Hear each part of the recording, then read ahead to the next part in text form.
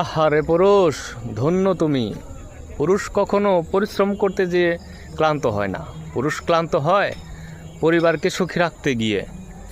সিংহের মতো দেখতে পুরুষ, গাধার মতো খাটে। পরিবারকে সুখী রাখতে গিয়ে পুরুষ ছাড়ে জন্মভূমি। প্রবাস নামের জেলখানায় দেয় পাড়ি।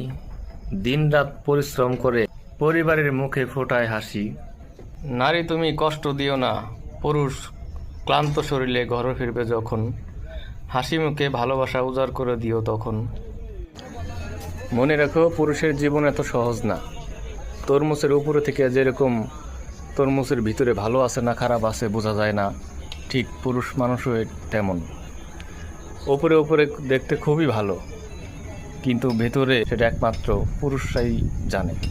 যেই পুরুষ সবাইকে খুশি রাখতে ব্যস্ত, অথচ সেই পুরুষকে কেউ জিজ্ঞাসাও করে না যে তুমি ভালো আছো কিনা।